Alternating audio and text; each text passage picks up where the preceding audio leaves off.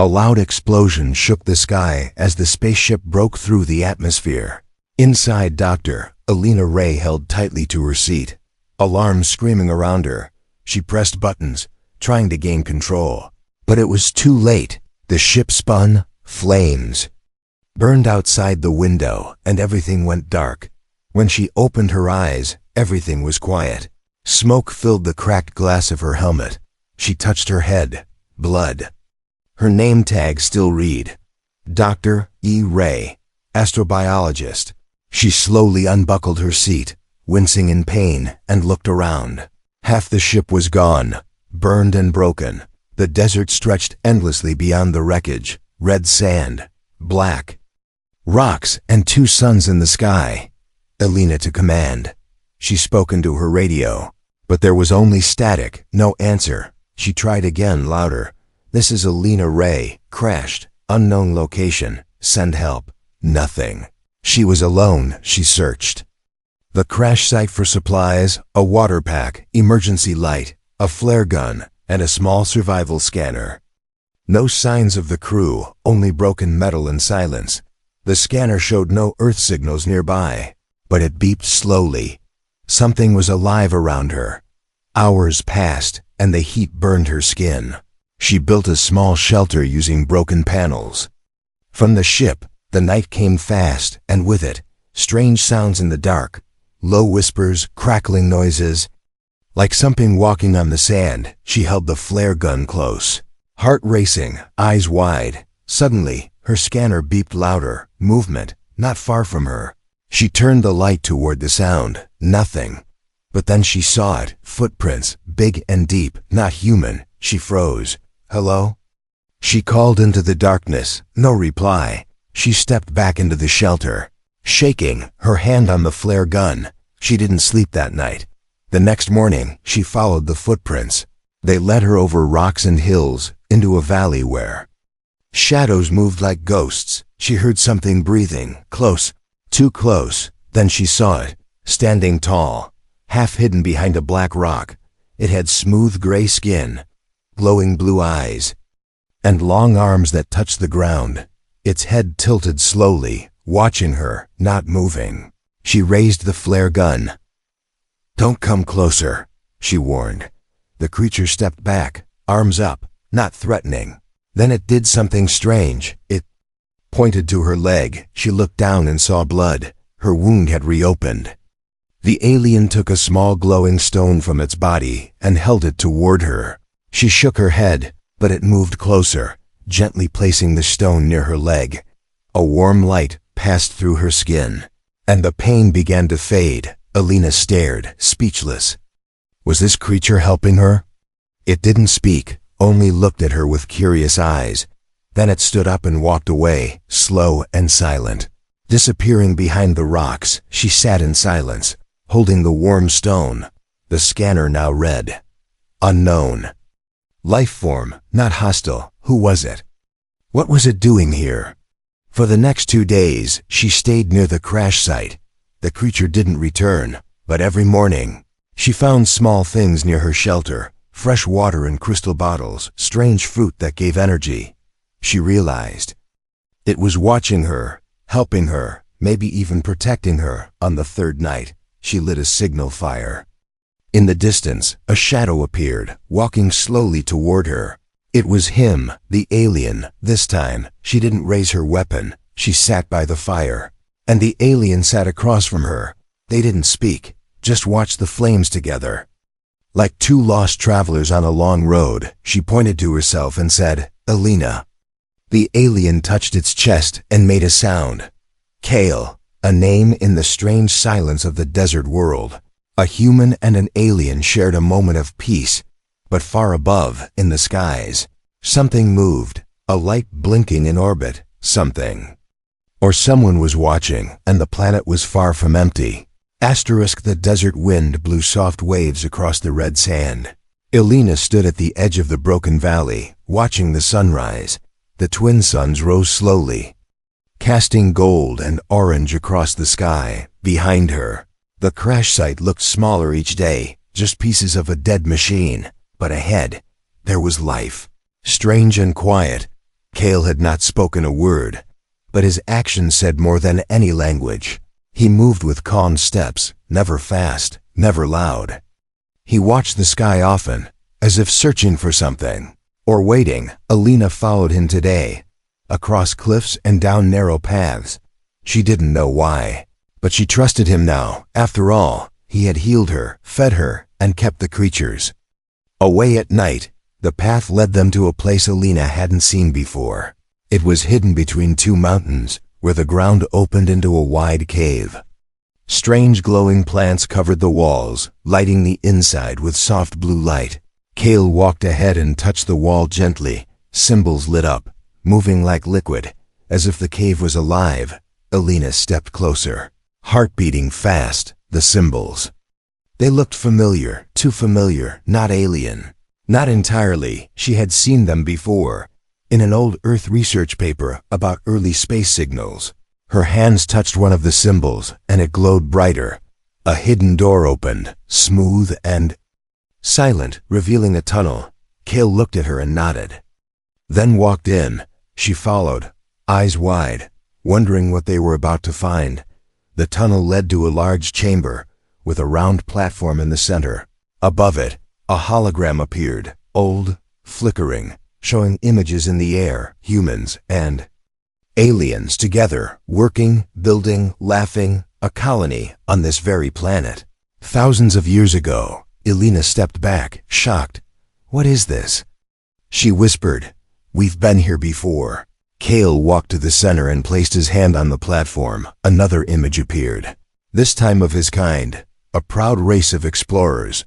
Then a flash, war, fire, chaos, the planet falling apart. And silence. Only a few had survived. Kale was one of them. Alina looked at him with new eyes now. He wasn't just an alien. He was the last memory of a forgotten past. And now, somehow, their paths had crossed again.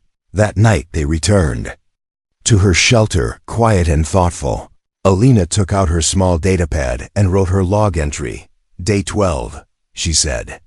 "I'm not alone, and maybe I never was. There's something old here. Something waiting to be understood." She looked up. Kale was sitting nearby, eyes closed, hands resting on the sand. He looked peaceful, like he was listening to the planet itself. Suddenly, Alina felt a sharp pain in her chest. She gasped, dropping the datapad. Kale rushed over and placed his hand near her heart. A soft blue glow passed between them. Images flashed in her mind. Stars, light, energy, memories. That weren't hers. When she opened her eyes, she was lying on a soft bed of moss. Kale had made it. The pain was gone. But something was different. She could feel it. Inside her, something had changed. The next morning, she tested her blood with a small scanner. The results confused her. Her DNA had shifted, small changes like something new had been added. Something alien. She looked at Kale, who was watching her quietly. "Did you do this?" she asked, not angry, just afraid. Kale slowly walked to her and knelt down, placing both hands on the ground.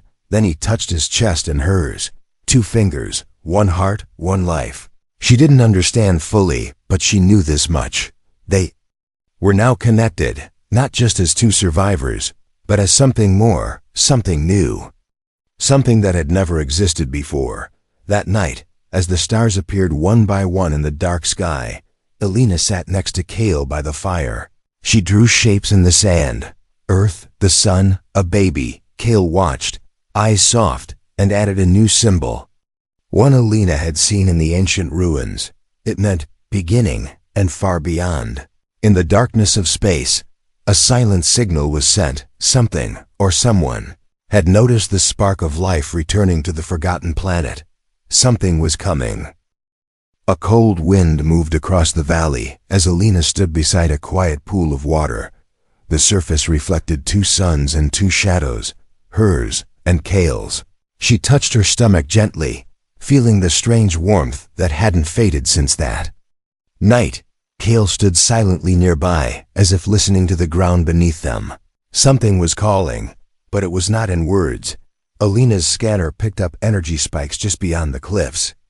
It wasn't natural, not from the planet's core, This was technology, ancient but alive. She looked at Kale, who gave a small nod.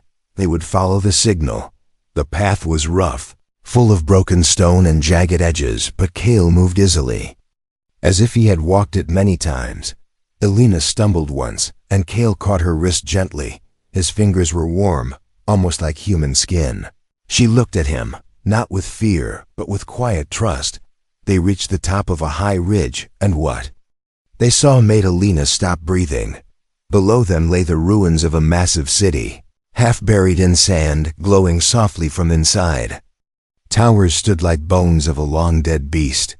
Circles of stone, spirals of metal, strange lights dancing in the air. They descended carefully, and Elena touched one of the structures. It reacted instantly. Blue light spread across the surface, unlocking a hidden door.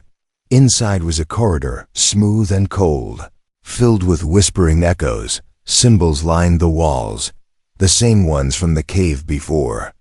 Kale placed his hand on a nearby panel, and the floor lit up under their feet. Suddenly, a voice spoke, not in words, but in images and sound inside their minds. A history, thousands of years old, began to play. The planet was once a home to both humans and Kale's kind. Not just visitors, but partners. They had created a life together, building cities, sharing knowledge, forming families. Then came the fall. A great war between factions, not between species, but ideals. Some wanted to leave, others to control. The planet's energy, the very force keeping it alive, was almost destroyed. Most left, others vanished. And some, like Kale, were trapped in stasis. Waiting, Elena dropped to her knees, overwhelmed. "We've been here before," she whispered. "We built this place. Her ancestors may have walked these halls." Kale knelt beside her, eyes lowered, his hand resting over hers. They were not just strangers now. They were pieces of a story lost in time. They continued deeper into the ruins. A chamber opened before them, full of crystals that pulsed like heartbeats. In the center, a tall pillar glowed bright, showing stars and symbols in the air.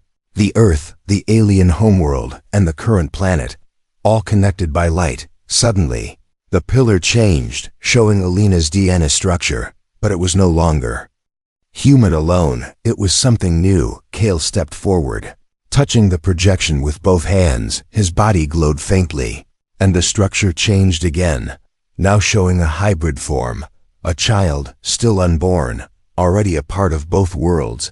Elena took a step back, breathing hard. This was real. Her child was not a mistake. It was part of a forgotten prophecy written in the language of light, a bridge between species, between past and future. But not all was peaceful. Behind the glowing data, the system showed another signal, moving fast from space. A ship. Not of Kale's people, not human either. Something else had been watching, and now it was coming. Kale looked up, his face darkening. He touched his wrist and activated a long-dead beacon. Buried in the floor, it sent out a warning in ancient tones, echoing across the stars. Then he turned to Elena, eyes serious. "Danger," he said, his voice struggling, broken but clear. "Protect life." Elena felt a chill run through her body. The planet was waking, and so was its history. But with it came attention, and not all eyes were friendly. As they left the chamber, the sky above flickered. Clouds swirled unnaturally and far.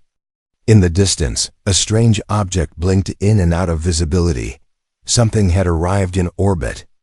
And time was running out, but Elena had changed. She was no longer just a scientist. She was part of the planet now, and part of something bigger than she had ever imagined. She looked at Kale and whispered, "Then we fight together." The night was colder than usual. Elena sat outside the shelter, arms wrapped around herself. Kale was nearby, his glowing eyes fixed on the stars above. But Elena's eyes were fixed on her hands, shaking, trembling, unsure. She had known fear before. She had faced death during the crash, starvation, storms, even loneliness. But this was different. This was growing inside her, alive, unknown, and not entirely human.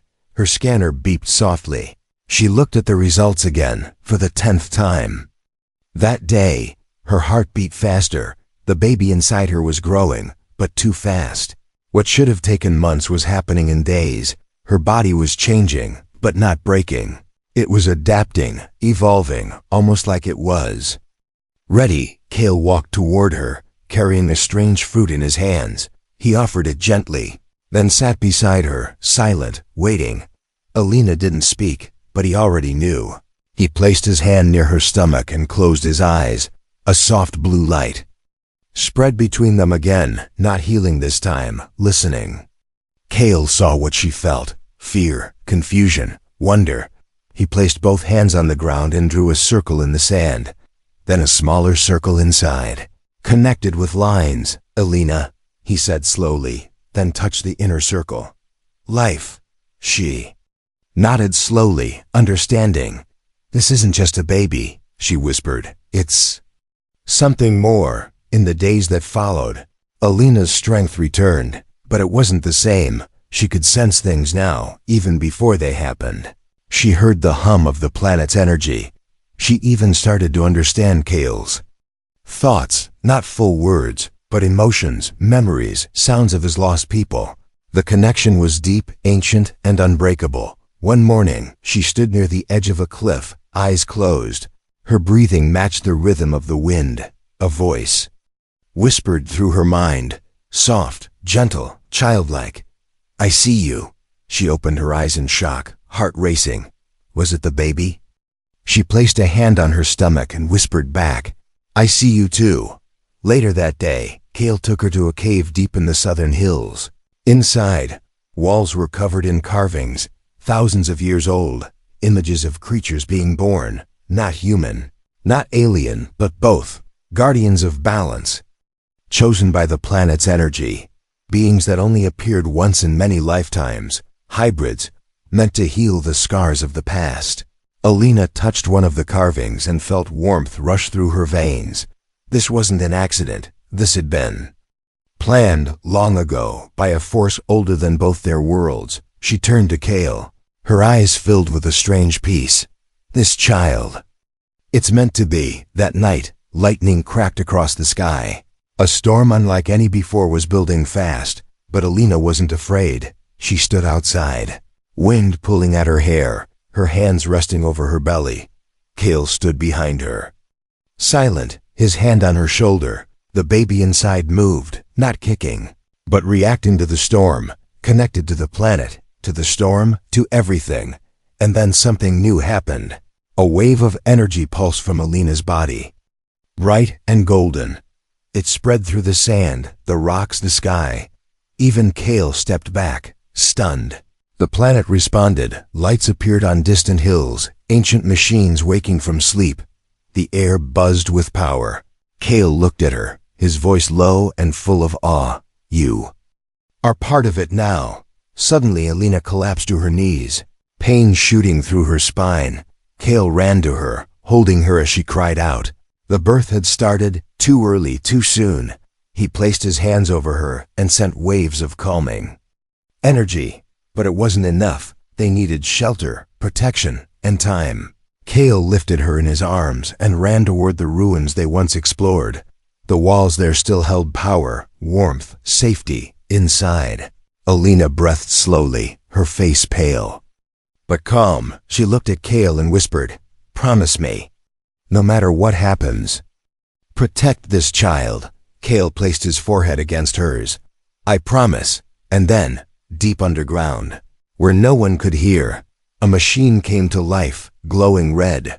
A forgotten signal was sent, far across the stars, to someone who had been watching all along, someone who knew what the hybrid meant, and would stop at nothing to claim it.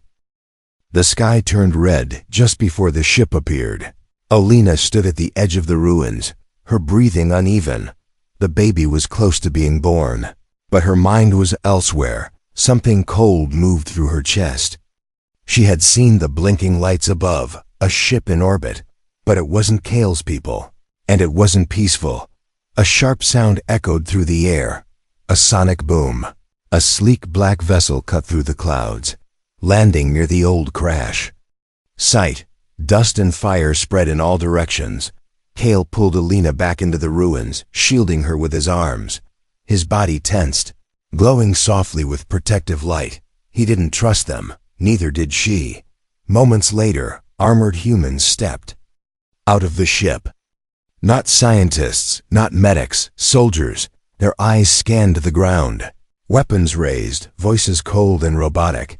"Alina Ray," one shouted. "If alive, show yourself. We are here to retrieve you." She almost stepped forward, almost shouted for help, but something stopped her. A small voice inside, soft but firm. Not yet. Not until she was sure. Through a crack in the wall, she watched the soldiers search the area. One of them found Kale's footprints and pointed. "Not human," he said. "We've got alien movement here." The commander gave a short nod. "Then protocol is clear: capture or eliminate." Alina's breath caught in her throat. They weren't here to rescue. They were here to clean up, erase what they didn't understand. She turned to Kale, eyes wide with panic. "They'll kill you," she whispered, "and take our child." Kale didn't speak. He simply took her hand, held it tight, and closed his eyes. A silent message passed between them. Run. That night, while the soldiers set up base at the crash site, Alina and Kale gathered what they could. Energy crystals, food, shelter gear. The planet's energy was shifting again. Storm clouds circling above. Time was running out. But Alina couldn't leave yet. She had to know what the humans were planning. She had to be sure they wouldn't follow her forever, so she returned alone, crawling through the old tunnels that led beneath the base. Her body ached, her child pressed against her ribs, but she moved forward. She had to protect what mattered most. Above her, voices echoed through the floor. "Her vitals show mutation," one said. "She's carrying something hybrid. It could be dangerous." "No," another replied. "It could be powerful. If we secure the child, we don't need the mother." Alina's heart cracked in that moment. These were her own people, but they sounded like strangers. She had become something they didn't want, something new. Not human enough to be saved, not alien enough to be feared. She backed away slowly, hands shaking, mind racing. A sharp noise behind her, a soldier. Flashlight in hand. He spotted her, shouted, raised his weapon. But before he could fire, the tunnel walls pulsed with blue light. Kale was there, silent as wind, fast as lightning. He grabbed the soldier, knocked him unconscious, and helped Alina to her feet.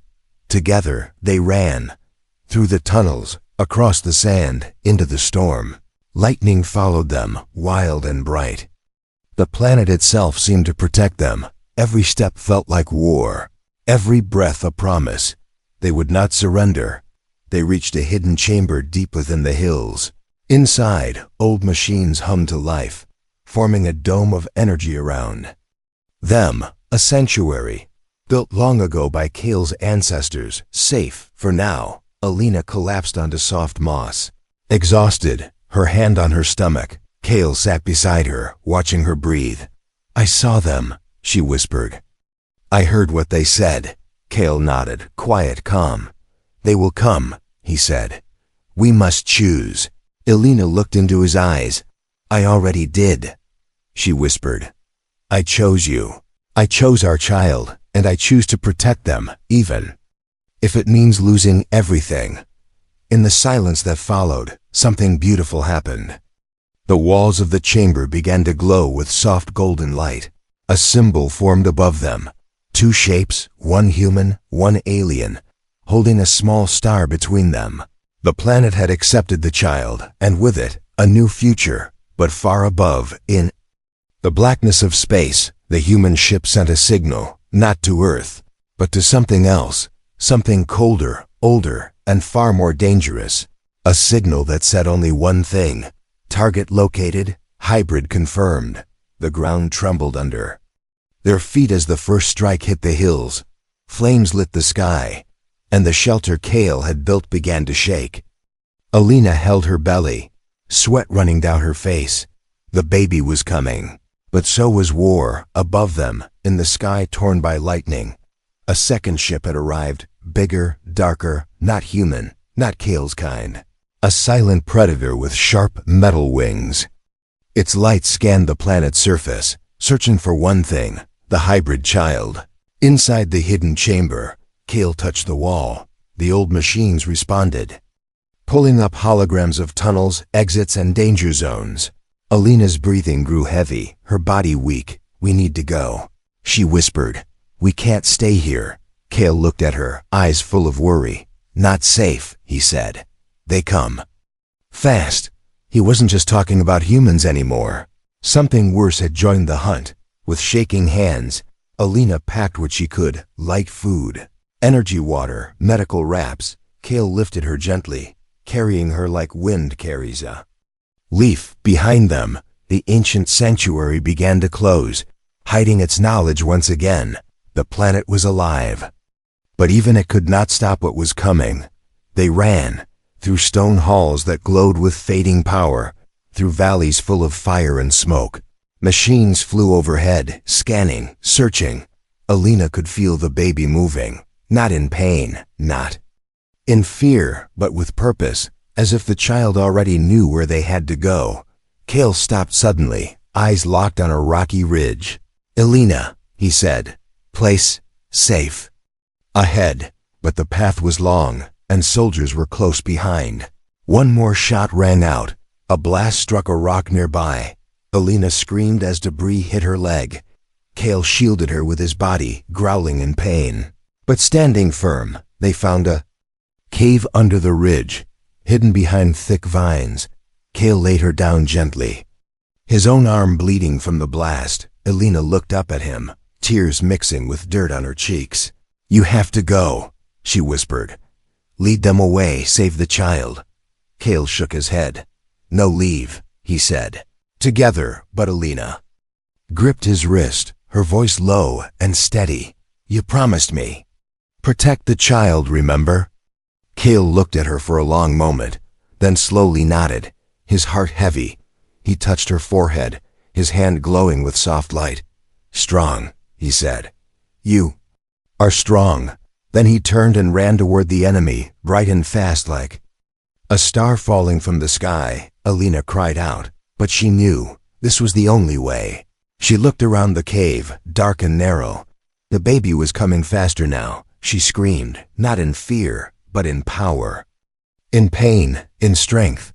And then, in a flash of light, the child was born. She held the baby in her arms, stunned by what she saw. Eyes like stars, skin that shimmered softly. A soft hum came from the baby's chest, not crying, but singing, a song the planet responded to. As the ground calmed and the winds slowed, outside, Kale faced the soldiers alone. He used the last of his energy to create a wall of light, a shield of ancient power. Blasts hit the barrier, shaking it, but it held. He roared, not in rage, but in defiance. He would protect what mattered, no matter the cost. Suddenly, the second ship fired. A dark beam tearing through the sky. It hit the ridge near the cave, and the ground cracked open. Alina screamed as the cave began to collapse. She held the baby close, wrapping her body around the child. But before the rocks could fall, the light inside the baby expanded, a bright pulse that froze everything. Time stopped for one breathless second, and the rocks turned to dust. Kale fell to the ground outside, his body fading. He felt the light and smiled. The child had survived. He had kept his promise. Alina crawled out of the cave, holding the baby, her body weak. She saw Kale lying in the dust. Not moving, she ran to him, fell beside him, tears falling on his chest. "No," she whispered. "You can't leave now." Kale opened his eyes one last time. He touched the baby's forehead and smiled. Then his body turned to light, floating upward like dust on the wind. The baby reached out, fingers glowing as if saying goodbye. The planet was silent again, but it was not the silence of death. It was the silence of something new being born. A mother, a child, and a future never written before. Above, The enemy ship turned and vanished into the clouds, afraid, maybe, or waiting for another time. But Alina was no longer running. She had made her choice, and she would raise this child, not in fear, but in hope. The desert had changed. The wind no longer screamed across the rocks. The sky, once red with war, was now calm and deep blue, and in the center of that silence, Alina stood with her child in her arms, not as a scientist, not as a survivor, but as a mother, a bridge between two worlds. The child slept quietly. Wrapped in soft moss and cloth, its skin shimmered like stardust, and its heartbeat pulsed with soft energy. Alina watched the sky where Kale had turned to light. She whispered his name.